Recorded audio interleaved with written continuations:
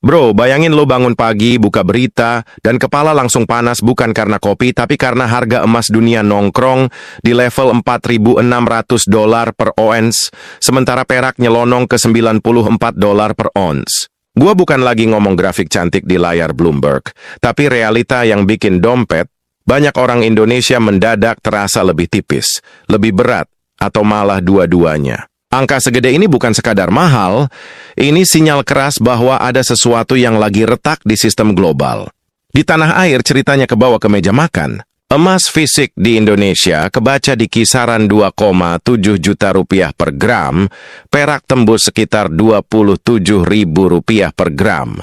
Buat yang biasa nabung receh emas tiap bulan, ada rasa bangga yang malu-malu, kayak abis lari jauh tapi ngos-ngosan. Buat yang belum punya, rasa kaget bercampur bingung, ini mau nyusul atau pasrah nonton dari pinggir lapangan. Gua mau jujur bro, kenaikan barengan emas dan perak itu jarang terjadi tanpa sebab besar. Biasanya mereka kayak dua saudara yang ribut, satu naik yang lain santai. Tapi kali ini mereka kompak. Itu tanda pasar lagi takut. Bukan takut setan, tapi takut uang kertasnya kehilangan makna. Ketika ketakutan itu muncul, manusia lari ke benda yang bisa dipegang, ditimbang, dan dirasa beratnya di tangan. Coba lo tarik napas, kita bawa ke kehidupan sehari-hari. Ini kayak hujan gede tiba-tiba semua orang refleks cari atap. Emas dan perak itu atapnya. Ketika suku bunga global goyah, utang negara menumpuk, dan konflik geopolitik bikin jalur dagang deg-degan, investor besar sampai ibu-ibu arisan sama-sama mikir, simpan di mana yang aman.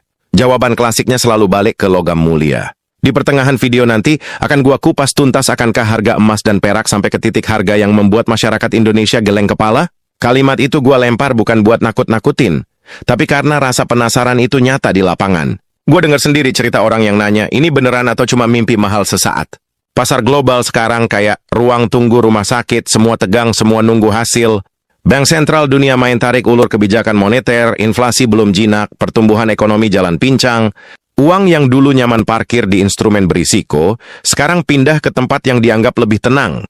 Emas dan perak kebagian limpahan arus itu dan harganya melonjak tanpa basa-basi. Indonesia nggak bisa pura-pura kebal. Kita impor harga bro, bukan cuma barang. Ketika dolar global menguat, rupiah ikut ngerasain. Jadi walau emasnya sama, angka rupiahnya bisa bikin melongo.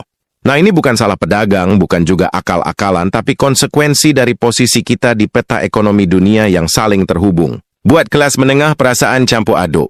Tabungan emas naik nilainya, tapi harga kebutuhan juga ikut merangkak. Ada rasa aman sesaat, tapi di belakangnya ada was-was soal daya beli.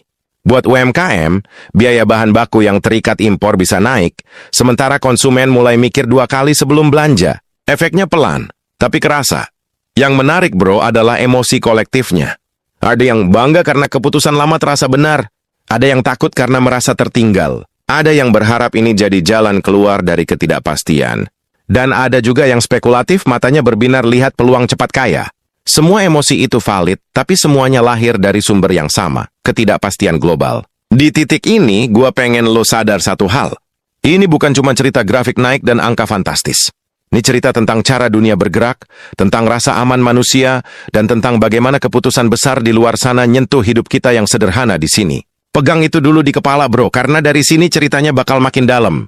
Kalau lo tarik benang merahnya lebih dalam bro, kenaikan emas dan perak barengan itu bukan kebetulan kosmik. Ini kayak dua alarm yang bunyi bersamaan di rumah berbeda, artinya ada masalah di jaringan listriknya. Pasar global lagi kirim sinyal bahwa kepercayaan ke sistem keuangan mulai aus. Bukan runtuh, tapi aus pelan-pelan. Dan ketika kepercayaan aus, orang cari pegangan yang paling tua dan paling terbukti. Emas itu ceritanya soal perlindungan nilai, sementara perak punya dua muka, sebagai pelindung nilai dan bahan industri. Jadi saat perak ikut naik kencang, itu sinyal ganda. Satu sisi orang lagi cari aman, sisi lain industri juga lagi gelisah soal pasokan dan biaya produksi. Ini bukan cuma soal investor berdasi, tapi soal pabrik, teknologi, dan